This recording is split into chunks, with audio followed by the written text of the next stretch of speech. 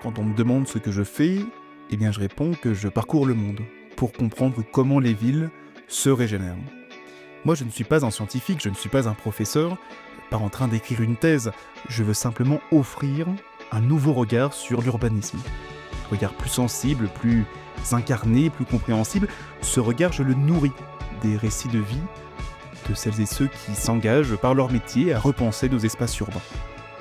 Et de tout cela naît une vision de la ville, de ses fragilités, de ses renaissances. Et c'est cette vision que j'ai choisi d'explorer pendant une année de voyage, qui est donc le projet que j'ai appelé Reshaping Cities Initiative.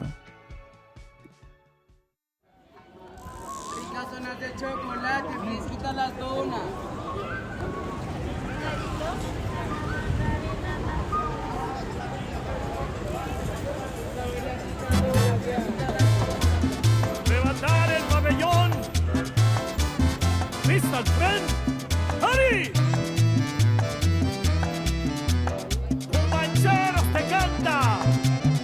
Quito lindo. Bienvenue dans Un tour du monde de nos villes, le podcast de Reshaping Cities Initiative qui donne la parole à celles et ceux qui vivent et repensent nos villes aux quatre coins du monde. Aujourd'hui, cap sur le nord-ouest de l'Amérique du Sud, à Quito, capitale de l'Équateur, accrochée aux Andes à près de 3000 mètres d'altitude, au pied d'un volcan impressionnant et qui vit au rythme de ses silencieux rappels. Quito rassemble un peu plus de 2 millions d'habitants et tout près, à une vingtaine de kilomètres au nord, la Mitad del Mundo matérialise cette ligne invisible qui partage notre planète en deux hémisphères. Quito est une ville longue et étroite, dessinée par la vallée, contrainte par la montagne, où l'on passe rapidement d'un centre ancien à de grandes avenues modernes, puis aux périphéries qui grimpent, parfois à la limite du constructible. Les strates de son histoire sont nombreuses, avec son passé précolombien, la fondation espagnole au XVIe siècle, puis son centre historique colonial remarquablement préservé, avec ses palais et ses églises baroques, avant une expansion plus récente, portée par la croissance urbaine et les logiques métropolitaines. Dans un pays reconnu pour une biodiversité exceptionnelle, la ville pose d'autres questions très urbaines. Comment habiter la hauteur, la pente et le risque. Car Quito est aussi un observatoire politique, traversé par des tensions sécuritaires importantes, d'urgence sociale, avec des priorités publiques qui se réécrivent rapidement au gré des mandats et qui bousculent la fabrique de la ville. Et puis à Quito s'invite enfin la coopération internationale, avec ce qu'un financement extérieur rend possible et avec ce que la méthode des autres apporte à la manière de faire projet ici. Pour en parler, j'ai la joie d'accueillir Priscille de Coninck, directrice de l'Agence française de développement en Équateur.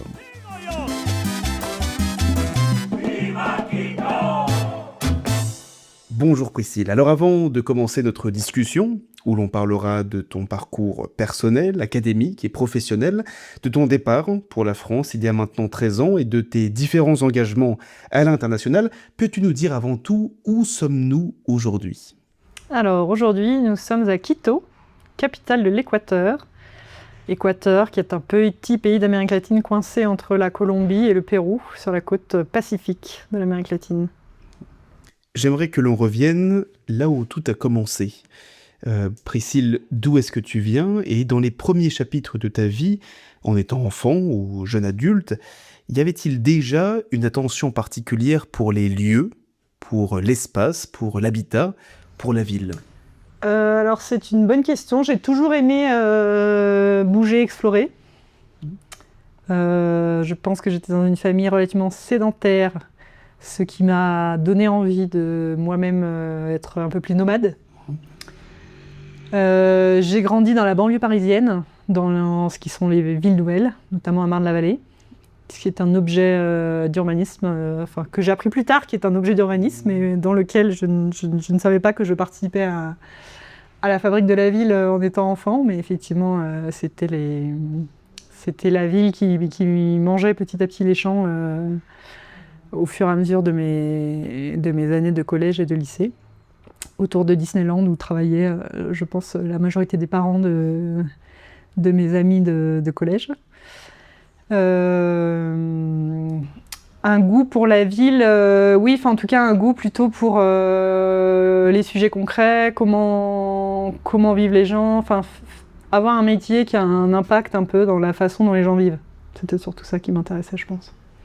Qu'est-ce qui t'a mené vers l'ingénierie, puis vers l'urbanisme ? Alors, je pense que l'ingénierie, c'était plus par capacité scolaire, on va dire, parce qu'en France, on a quand même un système qui est basé sur l'élite scientifique. En tout cas, donc, comme j'avais plutôt des bonnes notes en maths, physique, sciences, beaucoup plus qu'en histoire, français et compagnie, je me suis plutôt orientée vers des classes préparatoires scientifiques quand j'ai fait des études supérieures. Donc assez naturellement, ça m'a amenée à l'ingénierie. Bon, je pense que j'avais aussi une forme de pensée, disons, qui est une forme assez cartésienne et assez logique, qui cadrait assez bien avec les exigences, en tout cas, pour rentrer dans les écoles d'ingénieurs. Après, ce que j'ai découvert, c'est que du coup, une fois que j'étais rentrée en école d'ingénieur, je n'avais pas forcément anticipé que ça voulait dire avoir un métier technique ou avoir un métier d'ingénieur, en fait. Et du coup, je pense que je me suis évertuée tout au long de ma scolarité d'ingénieur à essayer de faire des choses qui ne soient pas des choses techniques. Donc, effectivement, j'ai fait un semestre d'échange en Corée, j'ai fait un stage à la Cité des sciences et de l'industrie, sur des sujets plutôt culturels. Donc, j'ai fait une spécialité qui était une spécialité de sociologie et d'organisation du travail.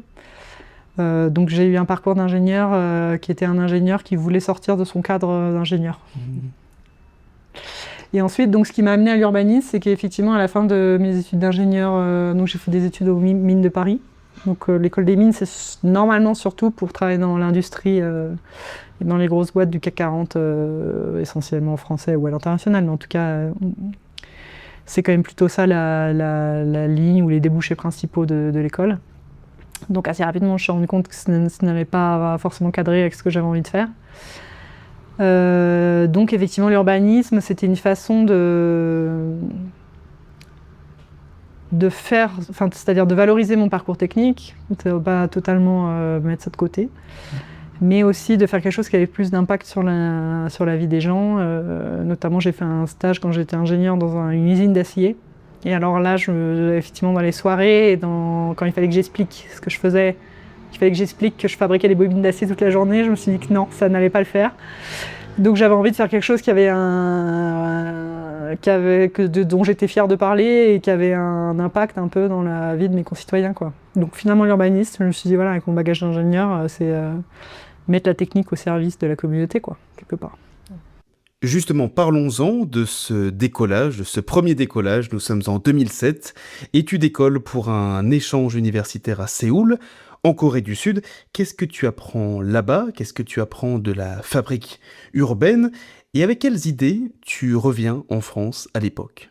Alors effectivement, effectivement, à l'école des mines, il y avait plusieurs partenariats type Erasmus, donc essentiellement avec l'Asie et avec les États-Unis. Donc comme je cherchais une expérience un peu dépaysante, le plus dépaysant dans les différents échanges qui existaient, c'était la Corée du Sud. Et notamment, c'était la première année que l'école des mines avait un échange avec l'université de Séoul. Donc c'était une sorte d'échange pionnier où j'étais envoyée plus ou moins pour aussi rapporter si l'université de Séoul était ce que valait l'université de Séoul, ce qu'on y apprenait, etc.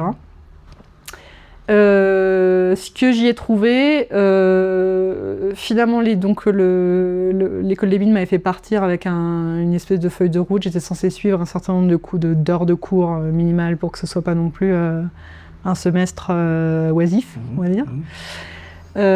Donc finalement, les cours scientifiques étaient plutôt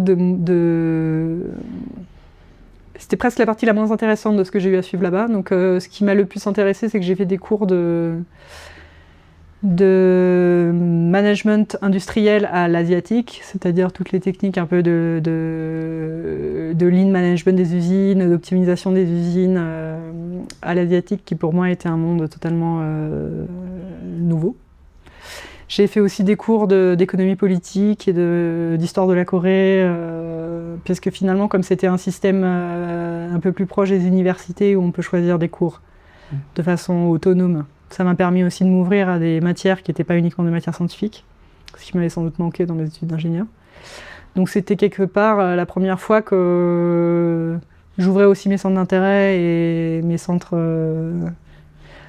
de matières à étudier à des matières nouvelles. Ce qui m'a, je pense, amené petit à petit ensuite à faire de l'urbanisme, à faire des sciences plus sociales, quoi.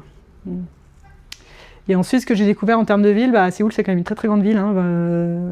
Je ne sais pas combien il y a d'habitants maintenant, mais à l'époque, je pense que s'approchait des 20 millions d'habitants. Donc c'était un mastodonte urbain et aussi une architecture de gratte-ciel, enfin une autre dimension par rapport à Paris. C'est un peu la Défense, mais sur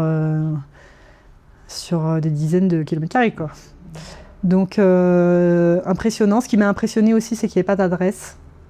C'est-à-dire que quand on cherchait un lieu, en fait, les gens donnaient le macro-quartier, puis le nom du sous-quartier, puis le nom de la tour qui était à côté. Donc c'était quelque chose de concentrique. C'était pas un système la rue et le numéro. Ce qui faisait que, en tant qu'étrangère, j'étais totalement perdue. Donc en gros, j'allais dans le macro-quartier. Après, je demandais à quelqu'un qui ne parlait pas anglais. Donc il demandait. Donc déjà, on passait tout un temps à chercher quelqu'un d'autre dans la rue qui parlait anglais, qui nous-mêmes nous accompagnait pour trouver le sous-quartier, puis la sous-tour, puis le sous-endroit. Donc à la fin, il y avait 15 personnes qui m'accompagnaient pour chercher l'adresse finale. Donc je trouvais ça assez cocasse sur la gestion des adresses à Séoul. Est-ce que l'on retrouve, Priscille, dans ton parcours personnel, une figure qui aurait contribué à construire avec toi ce projet de vie que tu portes aujourd'hui ? Alors, je dirais oui. Enfin, disons, mon projet de vie, c'était à la fois aller à l'étranger et à la fois, effectivement, travailler sur des questions qui concernent les gens. Donc, ce qui m'a amené à l'urbanisme.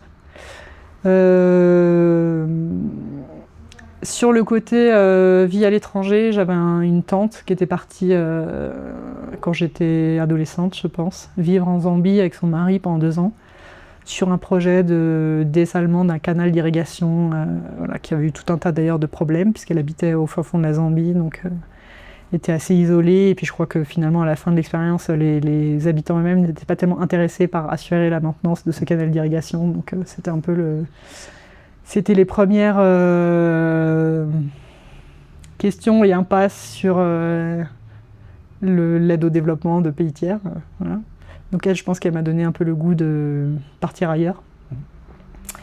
Ensuite, mon propre père, en fait, a une trajectoire aussi de mathématicien qui a terminé sociologue. Donc je pense que cette transformation de personnalité scientifique qui finalement s'intéresse aux questions sociales était quelque chose qui m'a aussi transmis sur finalement l'importance de s'occuper de questions qui concernent les gens et pas uniquement de questions théoriques. Ça, je pense que c'est quelque chose que j'ai aussi hérité de mes parents. Et ensuite, finalement, c'est un peu dans mes études, à la fois à l'école des mines et à la fois au cycle, c'est aussi les échanges avec les anciens, qui était plus ou moins organisé. Enfin, l'école des mines, il y avait carrément un parcours de coaching. On essayait de te demander, on essayait de te faire structurer un peu ce que tu appréciais dans le travail. C'est-à-dire à la fois les aspects formels, est-ce que tu aimes bien être à l'heure ou pas, est-ce que tu aimes bien être managé ou être autonome, est-ce que tu aimes bien les choses créatives ou les choses cadrées, pour savoir déjà le type de métier ou les types de structures dans lesquelles tu t'étais le plus attiré. Et ensuite, après, des questions plus thématiques sur dans quel secteur tu avais envie de travailler. Et on t'encourageait à prendre contact avec des anciens qui étaient partis entre 5 et 10 ans de l'école, pour juste leur faire parler de leur travail, de ce qu'ils faisaient au jour le jour, de ce qui les frustrait, ce qu'ils aimaient bien, etc. Pour se projeter dans est-ce que ce métier en particulier ou cette entreprise en particulier va te convenir.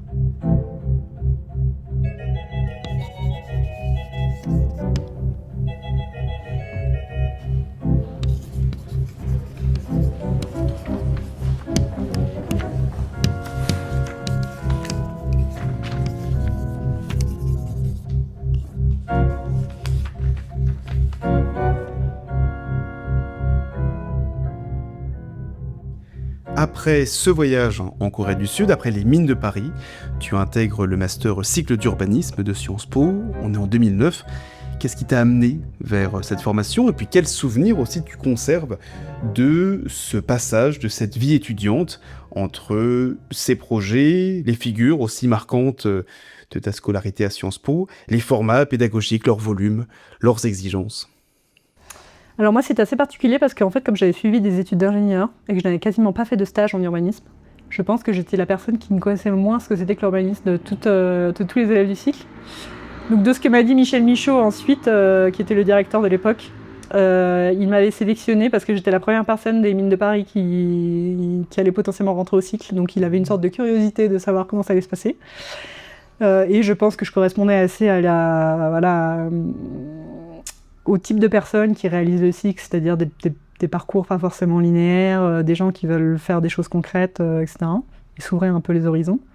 Donc je pense qu'ils ne s'étaient pas trompés sur ces sélections, mais effectivement j'avais quand même un petit retard sur les concepts de l'urbanisme, les auteurs, les métiers. J'étais totalement novice. Donc ce que j'ai apprécié, c'est que c'est le fait qu'effectivement c'était mélangé. C'est-à-dire il y avait des ingénieurs, des architectes, des juristes, des gens de Sciences Po, il y avait un géomètre, enfin voilà. Et il y avait des gens qui avaient déjà travaillé depuis 4 ou 5 ans. Moi, c'était pas mon cas, je sortais d'études. Mais c'était aussi très enrichissant d'avoir des gens qui puissent nous parler de leurs premières années professionnelles, leurs pratiques métiers, etc. Et moi, j'étais vraiment avec les écoutilles totalement ouvertes pour absorber le plus de ce que je pouvais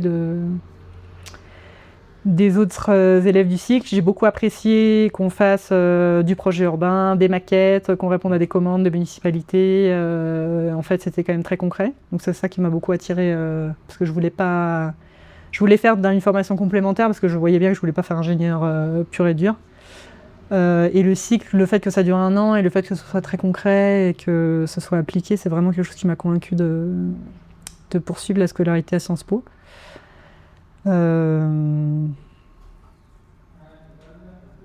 Voilà ce que je peux dire. Après, la culture était très différente parce que les ingénieurs, c'est quand même très carré, politiquement plutôt à droite.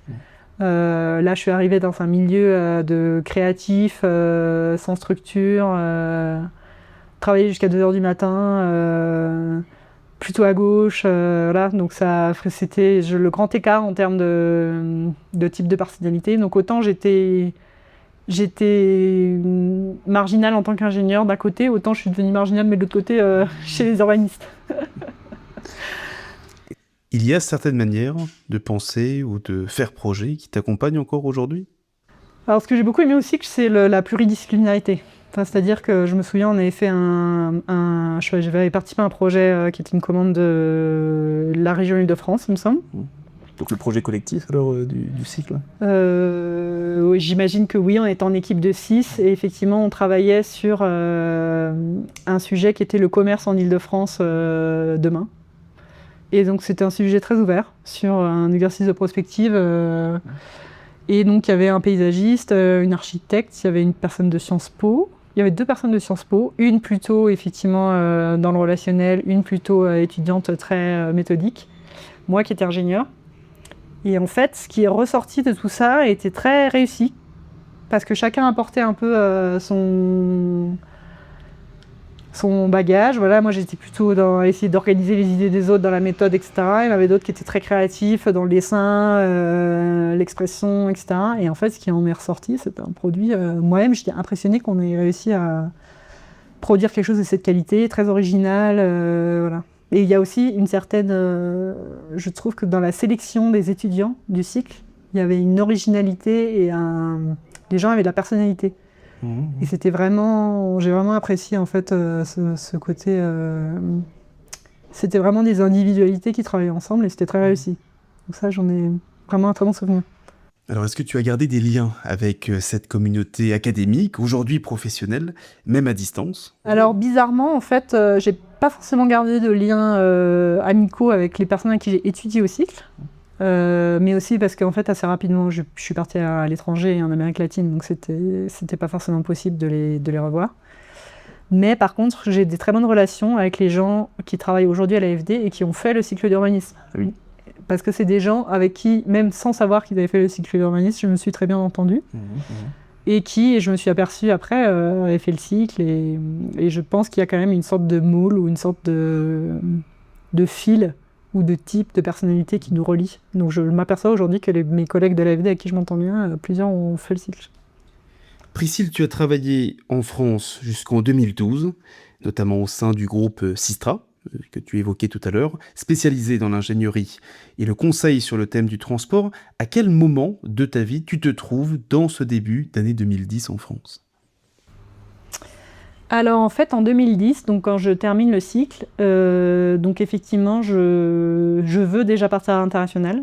Je suis assez consciente que pour partir à l'international, il faut quand même avoir une sorte de bagage ou un savoir technique, quelque chose à apporter. Donc effectivement, j'avais choisi d'aller à Sistra, qui était un bureau d'études de conseil aux collectivités. Donc c'était quand même plutôt une activité. Et puis moi, je travaillais plutôt dans le pôle qui s'occupait de la concertation, des outils de planification du transport en amont, etc. Donc c'était quelque chose d'assez en lien avec l'urbanisme, mais aussi où je pouvais valoriser mon parcours d'ingénieur. Et Sistra est une entreprise qui travaille à l'international, dans plusieurs pays dans le monde. Donc c'était aussi une façon de mettre le pied petit à petit dans le côté international. Après, j'étais en couple avec celui qui est devenu mon mari, qui en fait étudiait à Lyon. Donc j'ai voulu exercer cette première activité professionnelle à Lyon pour le rejoindre.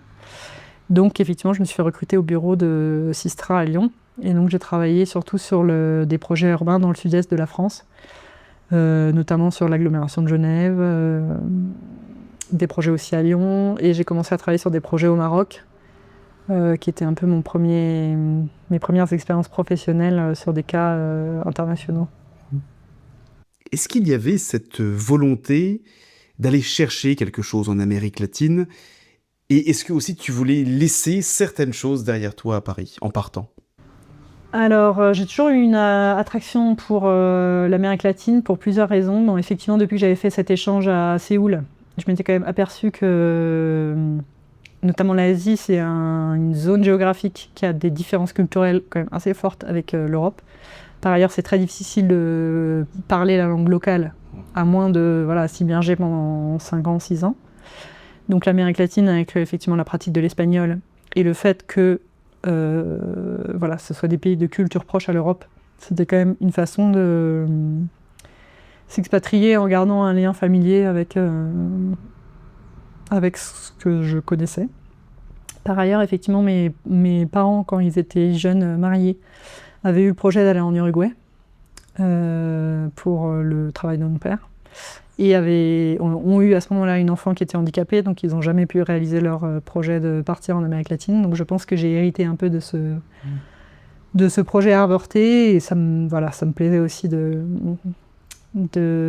sortir un peu de mon cadre familial et de mon cadre géographique. Donc l'Amérique latine était un lieu d'exotisme familier qui me permettait de m'exiler tout en gardant un lien. Parlons justement de terrain latino-américain. On atterrit en République dominicaine en 2012, où tu commences une carrière à l'Agence française de développement en tant que chef de projet en développement urbain et en environnement.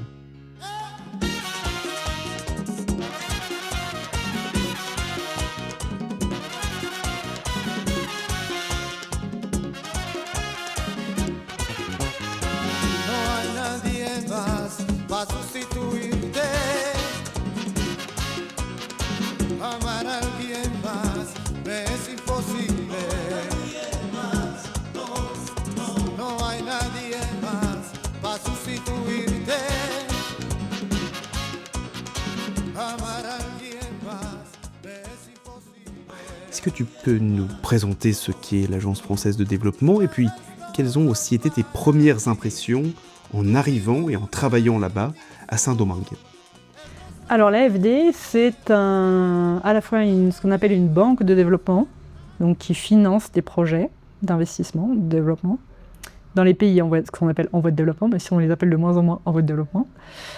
Et aussi une agence de coopération de l'État français, Donc, l'AFD, effectivement, finance des projets, donc essentiellement des projets qui contribuent à la lutte contre le changement climatique. Donc, des projets d'eau, des projets de déchets, des projets d'énergie renouvelable, etc. Et des projets aussi qui ont un impact social dans des pays qui effectivement essayent de se développer socialement et économiquement. Donc, qui peuvent être des projets de réduction des inégalités entre les femmes et les hommes, des projets d'école, des projets de santé. Donc, l'AFD apporte le financement, ça veut dire qu'elle fait ou des prêts dans des pays solvables, ou des dons dans des pays non solvables, qui sont essentiellement en Afrique. Et ensuite, elle donne un avis technique sur les projets, c'est-à-dire que le projet qui est présenté par une municipalité ou par un ministère ou par une entreprise publique doit avoir une cohérence technique. Et ensuite, valide le financement, donc le présente à son conseil d'administration et accompagne l'exécution du projet, c'est-à-dire en termes techniques, de visite de chantier, de validation des processus d'appel d'offres pour sélectionner des entreprises. Et ensuite, on peut aussi apporter des échanges d'expertise avec des institutions françaises qui peuvent effectivement coopérer avec les États ou avec les municipalités du Sud. Et donc en 2012, quand tu arrives à Saint-Domingue, quelles sont tes premières impressions ? Est-ce qu'il y a des écarts de pratique aussi ou de posture professionnelle qui t'ont bousculé ou au contraire qui t'ont stimulé à ce moment-là ? Alors moi essentiellement, je voulais aussi travailler à l'étranger parce que j'avais quand même une petite impression qu'en France, globalement c'était un pays déjà très avancé. Le métier d'ingénieur en France, globalement, on travaillait sur le boulon de la tour 3, du pont, machin truc. Alors que j'avais l'impression que les défis ou les projets dans les pays en voie de développement, on avait encore une liberté d'action. Ou disons une échelle auquel on faisait les projets où on avait plus de responsabilités. Et où il y avait aussi plus disons que notre savoir est un peu plus essentiel qu'en France, où globalement il y avait déjà une connaissance et une disponibilité de l'expertise qui était satisfaisante, quoi. Donc j'avais l'impression que je pouvais faire plus de différence en allant travailler à l'étranger.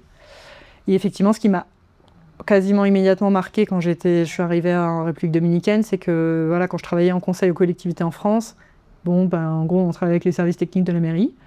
Et puis, il y avait le comité de pilotage une fois tous les 6 mois où il y avait l'élu qui se pointait, qui nous disait « faut faire ci, faut faire ça ». Et puis après, on passait les 6 prochains mois à essayer de comprendre ce qu'avait voulu pouvoir dire l'élu. Alors que, maintenant que je travaille à l'AFD, effectivement, comme une institution étrangère qui peut avoir un certain poids ou rôle en termes de financement dans les pays bénéficiaires, et qu'on apporte aussi de l'expertise qui n'existe pas toujours dans le pays. On a accès tout de suite aux maires, aux ministres, pour parler de projets de grande ampleur. Par exemple, à Saint-Domingue, j'ai travaillé sur la réhabilitation d'un quartier précaire, sur les berges du Rio Sama, qui est la rivière qui traverse la ville de Saint-Domingue, et les bidonvilles, c'était 500 000 personnes. Donc on n'a pas fait un projet pour 500 000 personnes, mais l'ambition, c'était faire un projet pilote pour qu'à terme, on puisse sortir les gens des bidonvilles qui habitaient sur les berges du fleuve Osama. Donc ça, c'est un type de projet d'ambition et d'échelle que je n'aurais jamais connu en France. Parfois, la critique qu'on peut émettre sur les instances internationales qui viennent faire projet à l'étranger, c'est qu'elles peuvent être déconnectées des réalités du terrain ou qu'elles sont tentées de copier-coller des méthodologies ou des concepts qui ne passent pas forcément par une phase de contextualisation. Est-ce que tu as senti ces tensions en travaillant pour l'AFD ? En fait, ce qui est agréable quand même quand on travaille pour l'AFD, c'est qu'on n'est pas maître d'ouvrage. C'est-à-dire qu'en fait, la maîtrise d'ouvrage vient de nous présenter un projet. Nous, on les sélectionne, on dit ça rentre plus ou moins dans le mandat de l'AFD, il faut que ça ait un impact positif sur effectivement les populations et sur l'environnement. Mais ensuite, nous, on apporte le financement, mais quelque part, le leadership du projet, c'est la municipalité ou le ministère local. Donc, nous, on ne vient pas imposer quelque chose. Après, nous, on peut apporter des éléments en disant, tiens, par exemple, à Saint-Domingue, il y avait un projet de métro. Donc, ils avaient construit une ligne de métro qui avait été financée en partie par l'AFD.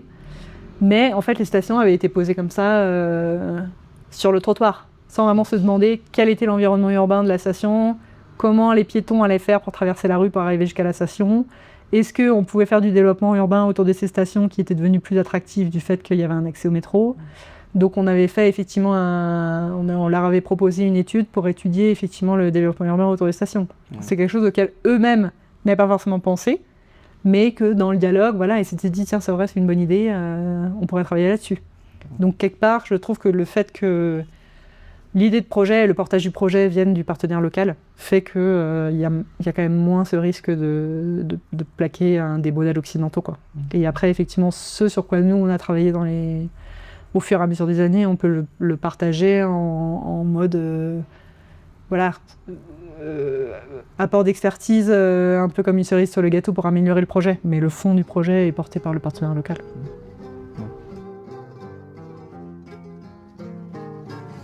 Alors 3 années à Quito, est-ce que tu peux nous parler de ta relation avec cette ville? Qu'est-ce qui t'a surprise, marquée, séduite en arrivant ici? Pensar que aquellos ojos han podido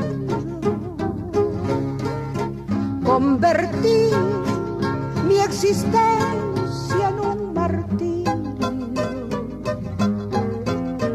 Pensar y sin embargo esa es mi signo, una tortura cruel y un cruel delirio. Et puis aussi, qu'est-ce que cette ville nous donne à voir? Quels sont ces contrastes, ces dynamiques, visibles ou invisibles, selon toi? Alors Quito, donc c'est une ville donc à 2800 mètres d'altitude, donc perchée au sommet de la cordillère des Andes.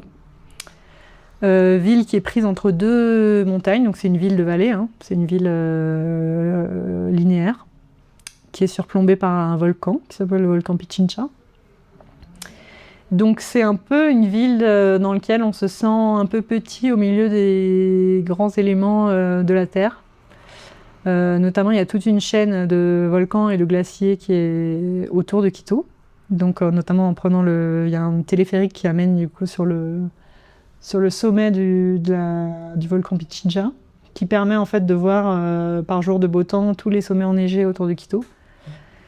Donc voilà, c'est les tremblements de terre, les éruptions volcaniques, la ligne de l'équateur terrestre. Voilà, c'est une impression d'une ville où il est très proche de l'Amazonie. Enfin voilà, c'est une ville vraiment au milieu des éléments naturels, avec des habitants qui sont totalement conscients de vivre dans une zone de risque, mais qui l'ont intégré et accepté depuis bien longtemps. Donc c'est une ville qui, même si voilà, c'est une ville aujourd'hui de quasiment 3 millions d'habitants, qui reste une ville très proche pour moi de la nature, ce qui est très agréable. Quasiment de partout à Quito, on a une vue sur les montagnes. C'est une ville qui a eu une histoire coloniale espagnole, donc un centre historique colonial qui est assez développé, mais qui aujourd'hui est plutôt un centre historique un peu paupérisé, enfin en tout cas un peu laissé de côté. C'est une ville qui est aussi un peu à l'image de ces nouvelles villes d'Amérique latine, puisqu'il y a tout un développement immobilier aujourd'hui de Quito qui se fait dans la vallée, ce qu'ils appellent la vallée de Quito, qui est en fait à côté de Quito, dans une zone un peu plus basse en altitude, où il y a un climat un peu plus chaud et où se développent des urbanisations comme les gated communities, c'est-à-dire des urbanisations fermées où effectivement l'élite équatorienne a sa petite maison avec son garde, ses services qui est pour l'urbanisation et qui est fermé de murs, qui permet d'assurer une certaine sécurité ou en tout cas un certain entre-soi. Donc ça aussi c'est malheureusement l'urbanisme d'Amérique latine. Mais je dirais que la ville de Quito est encore une ville où il y a des rues, des commerces en bas d'immeubles. C'est très difficile de marcher dans la rue parce qu'il y a beaucoup de pentes. Donc c'est quand même assez fatigant. Donc les gens dépendent quand même beaucoup de la voiture, ce qui affecte pour moi un peu l'urbanité, on va dire. Puisqu'on ne peut pas vraiment se promener à pied. Faire du vélo, c'est très dangereux parce que les voitures n'ont pas du tout le respect du cycliste. Il n'y a pas d'infrastructure cyclable non plus pour accompagner le cycliste? Il y a un peu de pistes cyclables, mais je mets au défi quiconque de voir plus de 10 cyclistes l'emprunter dans la journée.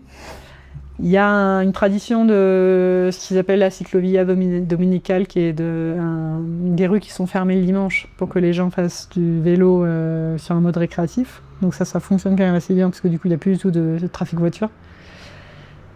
Voilà, et ensuite c'est des quartiers très différents. Il y a des quartiers, là où on est autour de la AfD, c'est plutôt des quartiers d'immeubles. Il y a aussi beaucoup de petits quartiers de maisons qui subsistent quand même à Quito, puisque c'est une ville qui est quand même toujours un peu traditionnelle et conservatrice par rapport à d'autres grandes mégalopoles d'Amérique latine.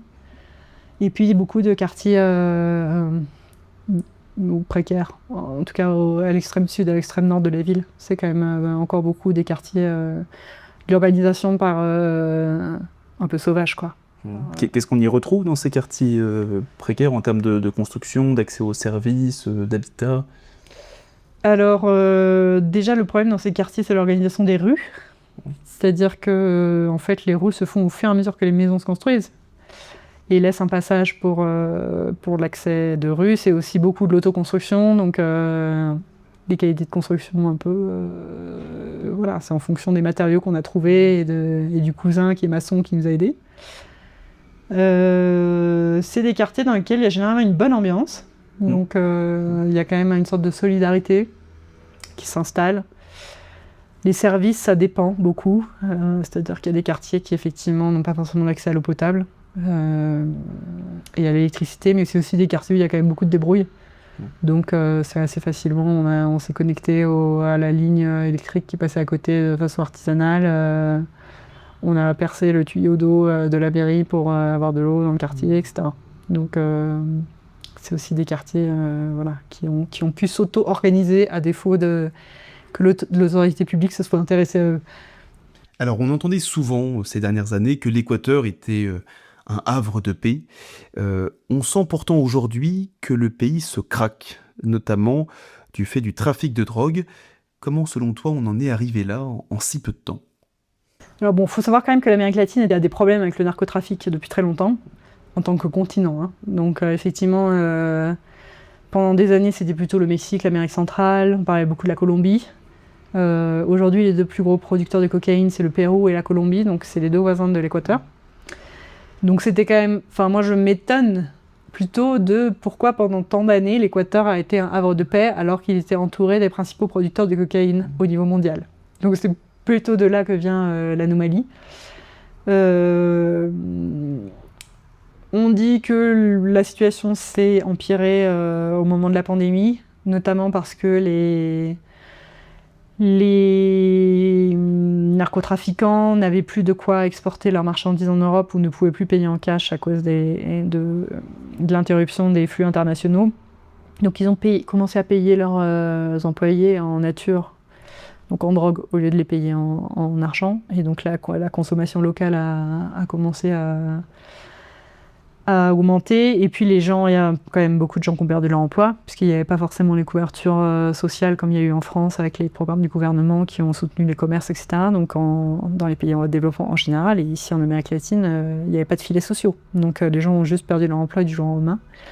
Et il y a eu des périodes de confinement très longues, parfois sur plus d'1 an. Donc il y a beaucoup de gens aussi qui se sont tournés vers le narcotrafic par nécessité. Voilà. Ensuite, il y a eu des gros programmes de lutte contre le trafic de drogue en Colombie, notamment après les accords de paix avec les FARC. Aussi des renforcements de coopération avec les États-Unis qui ont beaucoup investi dans les contrôles des ports et dans la lutte contre le narcotrafic en Colombie, ce qui a fait que, par facilité, les cartels se sont aussi déportés sur l'Équateur, qui était un pays qui était beaucoup moins armé, pour lutter contre les groupes. Et puis finalement, c'est un pays dollarisé dans lequel il est facile de blanchir de l'argent. Les ports sont assez peu surveillés, donc c'était assez facile aussi d'exporter de la drogue par le port de Guayaquil. Donc voilà, tous ces facteurs ont fait que petit à petit, en fait, les groupes mexicains, colombiens se sont implantés petit à petit en Équateur sans que personne ne soit vraiment armé pour y répondre. Et puis que tout à coup, la situation effectivement a explosé l'année dernière, que c'est devenu visible. On a vu en Europe des gens armés sur des plateaux télé faire un kidnapping en direct. Enfin, voilà, il y a eu une sorte de prise de conscience, notamment en Europe, du fait que l'Équateur était aussi devenu un pays sous la coupe du narcotrafic.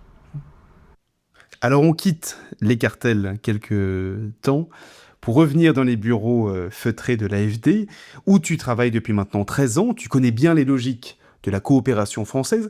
Quel regard tu portes sur les actions tricolores en Amérique latine? Et d'ailleurs, on pourrait se demander, mais pourquoi la France s'intéresse à l'Équateur? Alors moi je trouve que justement en Amérique latine, ce qui est finalement agréable, c'est qu'il n'y a pas d'histoire coloniale avec la France. Donc finalement, toutes les actions d'aide au développement, de coopération internationale, c'est des relations qui sont totalement détachées de tout ressentiment historique. Donc c'est une relation très saine, un peu donnant-donnant. Et pour moi, c'est quasiment l'AfD, donc finance des projets d'investissement, etc. Mais c'est avant tout un organisme qui appuie la relation diplomatique. C'est-à-dire ça donne un peu de concret à la relation, par exemple, entre l'Équateur et la France.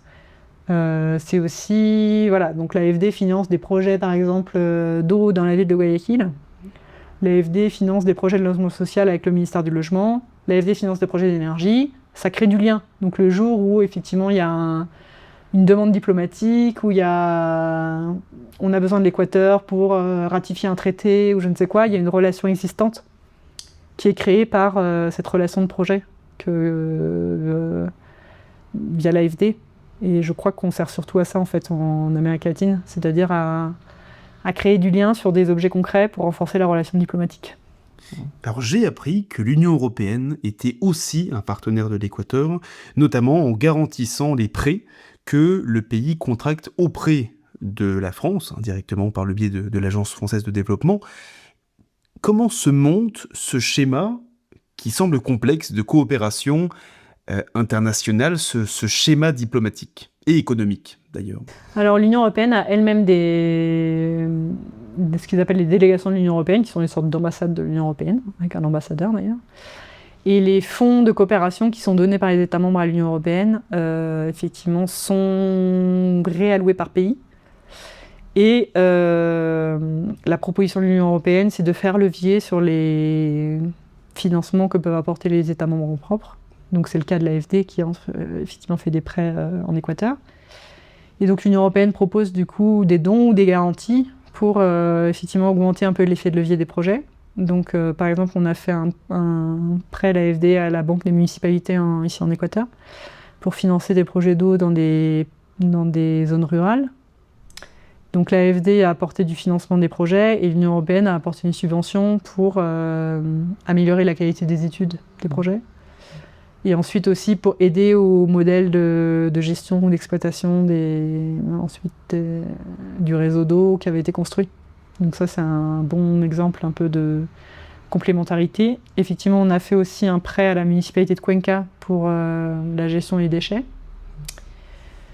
Il faut savoir que les municipalités ont différents degrés d'autonomie financière dans le monde, notamment dans les pays en voie de développement. Bon, en Équateur, c'est un niveau d'autonomie qui est assez qui est déjà assez bon, parce qu'elles ont 50% en gros de recettes autonomes, qui ne dépendent pas des transferts de l'État, et ensuite elles ont des compétences, notamment sur les services urbains, qui lui ont été délégués officiellement par la loi.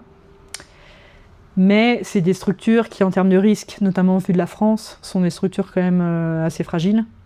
Donc avoir des garanties, typiquement des garanties de l'Union européenne, ça permet à l'AfD de prêter à des municipalités qui sont plus fragiles et de renforcer leur autonomie.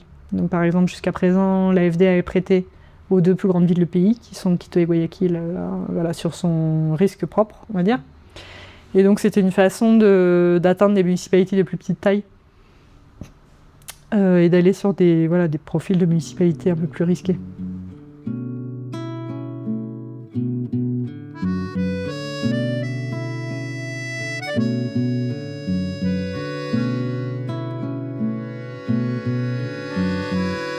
Ángel de luz, de aromas y de nieve, manchó tus labios con flores de ambrosía.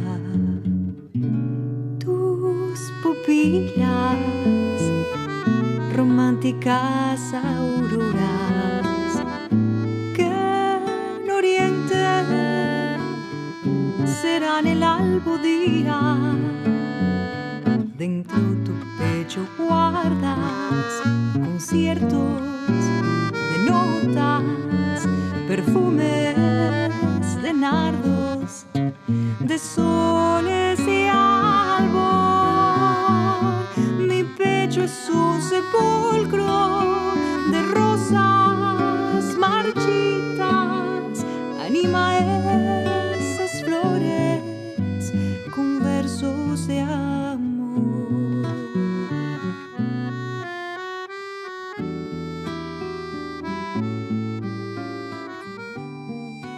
Aujourd'hui, dans quelle phase on se trouve en 2025 et la France est-elle généreuse par rapport à ses investissements à l'étranger ou au contraire, on se trouve dans une phase de restriction? Comment vous le ressentez, vous, en interne?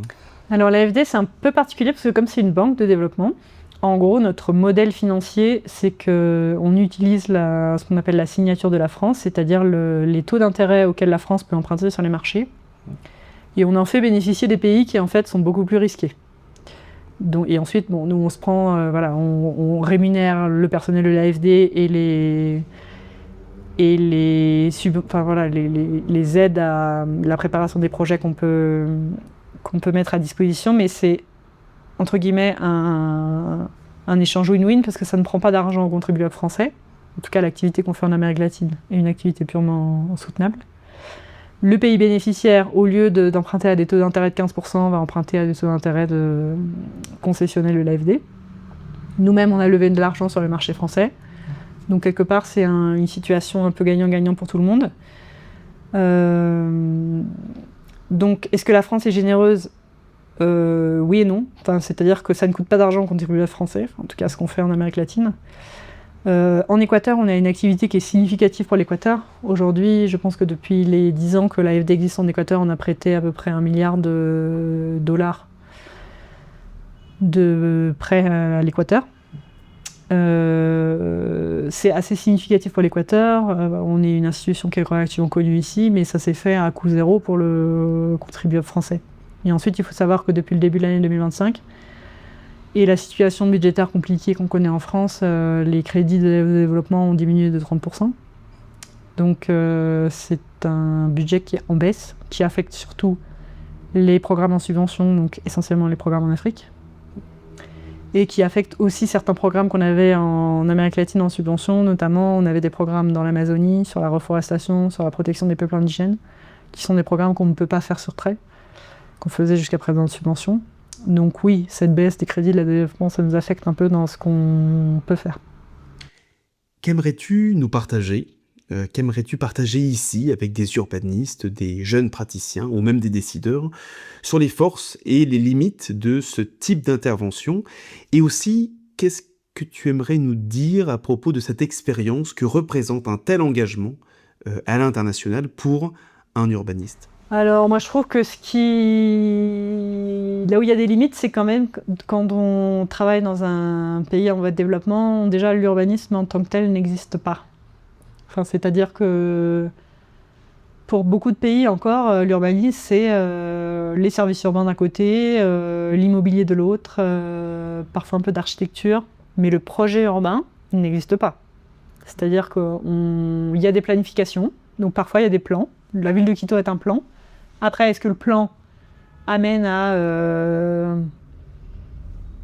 des réalisations, amène à une fiscalité qui permet de faire des projets d'aménagement? Non. Donc il y a quand même une frustration liée au fait que le métier d'urbaniste n'existe quasiment pas, à part dans des pays qui commencent à être un peu plus émergents, comme le Brésil, l'Argentine, qui sont un peu sur des dynamiques différentes, et qui ont aussi des personnels qui sont formés, qui commencent à être formés au métier de l'urbanisme. Mais dans les pays comme l'Équateur, c'est encore très sectorisé. Il y a des ingénieurs de l'eau, il y a des ingénieurs des déchets, il y a des architectes, il y a des promoteurs immobiliers, mais tous ces gens-là, ça parle quand même relativement peu. Donc nous, effectivement, comme on est dépendant du ministère rural et d'une commande, donc on essaye, par exemple, on a financé avec le ministère du Logement la construction de logements sociaux. Bon, on a essayé de leur dire, il faudrait que ces opérations de logements sociaux soient près des centres urbains et des services d'eau, de transport urbain, soit à côté d'une école, que les gens puissent aller à un supermarché. Et déjà ça, C'était pas un prérequis pour eux. voilà, c'était une surprise. Même, ils ont eu du mal à trouver des terrains dans leur banque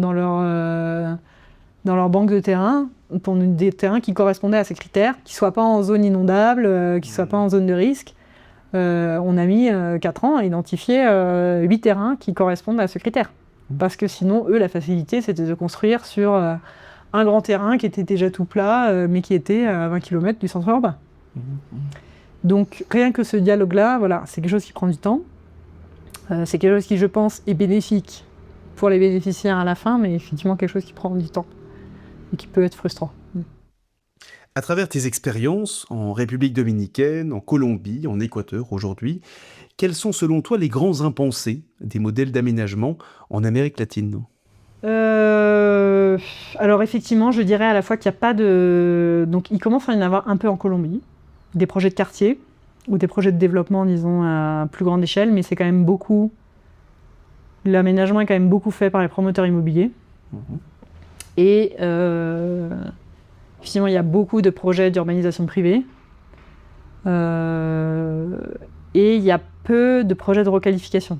C'est-à-dire, c'est difficile. En Amérique latine, en gros, on construit. Après, il y a certains quartiers qui se dégradent. Bon, bah voilà, ils sont dégradés. Mais il y a de la difficulté encore à essayer d'intervenir sur l'existant. Notamment, il y a les problèmes de dégradation des centres historiques. Il y a des problèmes comme il y a eu en France, effectivement, de logements sociaux qui sont éloignés des centres-villes, qui sont des copropriétés dégradées, qui sont éloignées. Il y a des grandes questions qui sont liées au bidonville et à comment on peut réussir à réhabiliter des bidonvilles sans reloger forcément les gens, mais à faire de la requalification in situ.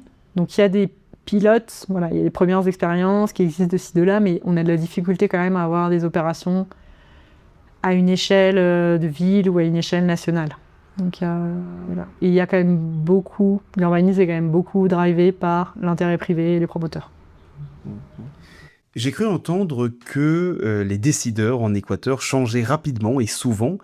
Quelles sont les tensions de gouvernance que tu ressens ici dans la manière de fabriquer la ville? Et comment ça affecte aussi votre posture de travail? Alors effectivement, il y a quelque chose quand même qui nous manque en Amérique latine, c'est les fonctionnaires de carrière. Notamment effectivement les services techniques de l'État ou les services techniques municipaux. Quoi qu'on en pense en France, c'est quand même eux qui assurent une certaine continuité, une certaine connaissance du territoire. Et voilà, il y a un élu qui change, son cabinet qui change, mais en fait globalement les équipes de la base restent. Et ça, c'est quelque chose qui n'existe pas du tout en Amérique latine. Donc à chaque fois qu'il y a un changement de maire ou de ministre, voilà, c'est toutes les équipes, limite jusqu'à la femme de ménage, qui s'en vont. Donc ça, c'est sûr que c'est une perte en ligne assez importante. Finalement, en Équateur, le personnel municipal est quelque part presque plus fixe que les personnels ministériels. Donc au moins sur les 4 ans du mandat du maire, je trouve qu'on peut quand même commencer à discuter d'un projet, le financer, commencer à avoir son exécution. Donc ça, on y arrive. Au niveau ministériel, effectivement, il y a parfois une rotation telle qu'on a du mal en fait, à garder un peu le fil des projets. Après, l'avantage d'une institution comme l'AFD, c'est qu'on signe une convention de financement avec un ministre, avec des règles, un projet qui est défini, les ressources qui vont en face. Et donc l'État, peu importe le ministre qui vient, est obligé de respecter la convention de financement, à part annuler le projet. Mais du coup, c'est quand même une sorte de garant de continuité. Au moins pendant les 4 ans, 5 ans d'exécution du projet, ça donne un cadre pour au moins exécuter le projet qui a été défini, quoi. Est-ce que ton quotidien est fait parfois d'injonctions contradictoires avec lesquelles tu dois composer lorsque tu es engagé dans un projet avec l'Agence française de développement ici? Alors oui, notamment parce que donc l'AFD, on a une institution qui est censée être au service des pays en voie de développement, de la demande effectivement des pays, des municipalités. Mais il y a aussi, en tant qu'institution française, une attente de la population en France sur l'usage des deniers publics, ce que font les agences de l'État, pourquoi on va aider les pays étrangers. L'argent devrait revenir aux entreprises françaises. Donc quelque part, on est un peu entre les deux, c'est-à-dire répondre à une demande locale, à un besoin de développement de pays pauvres, etc. qui ont certains besoins qui ne sont pas toujours compatibles avec le regard que peut avoir la société française sur à quoi sert l'aide au développement. Donc ça, oui, c'est une contradiction avec laquelle on doit jongler un peu tous les jours. Aujourd'hui, Priscille, tu diriges l'Agence française de développement en Équateur. Où est-ce que tu en es dans tes projets de vie? Est-ce que tu te vois continuer ici ou ailleurs? Et d'ailleurs, qu'est-ce qui t'appellerait demain à modifier cette trajectoire, ou du moins en ajouter une étape supplémentaire? Alors moi, j'ai eu beaucoup de plaisir à travailler en Amérique latine, notamment parce que voilà, je suis une femme relativement jeune pour avoir un poste de direction d'un organisme de financement. C'est quelque chose qui est très bien perçu en Amérique latine. Il y a beaucoup de femmes ministres, chefs d'entreprise. Aujourd'hui, le gouvernement équatorien doit avoir une moyenne d'âge de 35 ans. Donc c'est en tant que, disons, dans le premier tiers de ma carrière, c'est un continent sur lequel j'ai eu beaucoup d'opportunités qui, je pense, je n'aurais pas eu ni en France, ni en Asie, ni en Afrique. Donc j'ai beaucoup apprécié cette chance et cette ouverture qui est donnée à la fois aux jeunes et aux femmes en Amérique latine. J'ai beaucoup appris des contextes locaux. J'ai été spécialiste urbaine pour la région andine, donc j'ai vu des projets en Bolivie, au Pérou, en Équateur, en Colombie. J'ai travaillé au Brésil, en Argentine, quand j'étais basée à Paris. Voilà. J'ai beaucoup aimé voir les différences entre pays, les différents types de projets, les différents secteurs. J'ai travaillé dans le transport, dans le logement, dans le déchet, voilà. Tout un tas de secteurs que je pense que je n'aurais pas pu aborder de façon aussi diverse en travaillant en France. Et ensuite, qu'est-ce que je veux faire dans le futur? Je pense qu'en termes familial, c'est pas plus mal de rentrer en France aussi pour que mes enfants connaissent la culture française et une racine, puissent s'implanter dans leur pays d'origine. Puisque effectivement j'ai une fille qui a 8 ans, qui n'a vécu qu'une seule année en France, qui a vécu 4 ans en Colombie, 4 ans en Équateur. Donc j'ai à cœur qu'ils puissent aussi connaître leur pays, pouvoir voir leurs grands-parents, etc.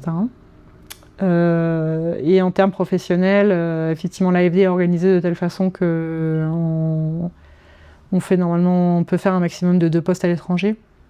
Et ensuite, on doit rentrer au siège aussi pour se nourrir de nouveau un peu de ce qui a changé au siège, des nouveaux collègues, des nouvelles façons de faire, des dialogues avec les ministères aussi de tutelle de l'AFD qui sont le ministère des Affaires étrangères et le ministère des Finances.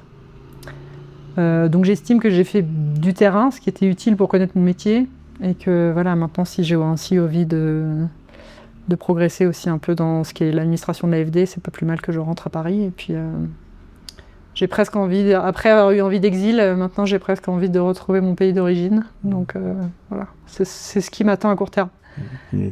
Donc un retour en France prévu sous un an, quelques mois?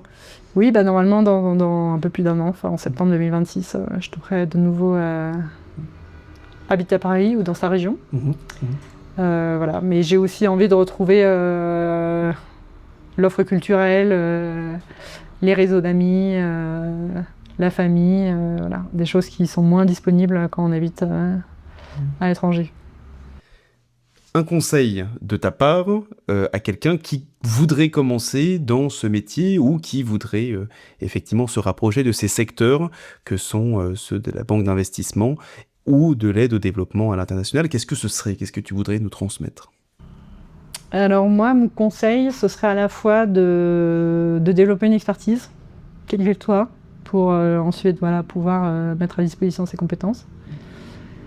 Et ce serait trouver un endroit ou une entreprise ou qui résonne en soi, c'est-à-dire qui corresponde à sa façon de travailler, à ce qu'on aime faire.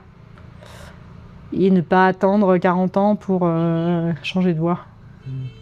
Et un conseil, cette fois-ci avec une échelle plus vaste, un conseil pour se lancer dans le monde, pour quitter la France et acquérir une expérience à l'international. Alors moi, quelque part, j'ai pris la voie de la facilité parce que je travaille pour une institution française à l'international, donc c'est quasiment la façon la plus facile de s'expatrier. Je trouve que ça amène un certain confort parce qu'effectivement, moi, je parle toujours français je parle aussi espagnol avec les partenaires équatoriens, mais voilà, par exemple, les mails ou les échanges que je peux avoir avec le siège de l'AFD, c'est toujours en français. On est porteur d'une certaine relation entre la France et l'Équateur, donc je garde un lien avec mon pays d'origine tout en travaillant à l'étranger. J'ai des conditions assez confortables pour m'expatrier. Donc je trouve que le fait d'avoir pu garder un lien avec mon pays d'origine tout en travaillant à l'étranger, c'est quelque chose qui fait que c'est durable dans le temps. Parce qu'effectivement, les gens qui s'expatrient sans structure pour travailler pour une entreprise étrangère, dans une langue étrangère, avec une culture de travail étrangère, c'est parfois difficile sur le long terme.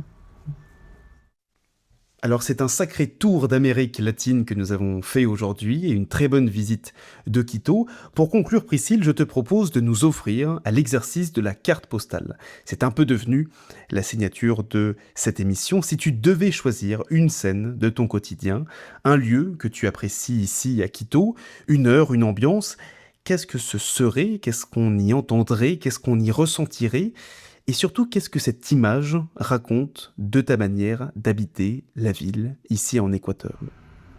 C'était la question surprise. C'est la question surprise. Une carte postale.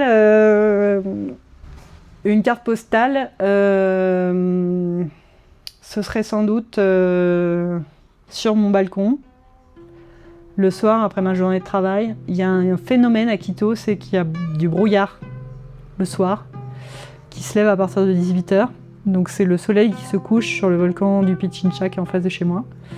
Et la brume qui commence à monter de la vallée et qui cache en fait petit à petit les immeubles de la ville de Quito jusqu'à être dans une espèce de flou total où on ne voit plus que les lumières des voitures, des appartements allumés le soir et on essaie de deviner ce qui se passe dans la ville derrière le brouillard. Yo quiero que a mí me entierre como a mis antepasados.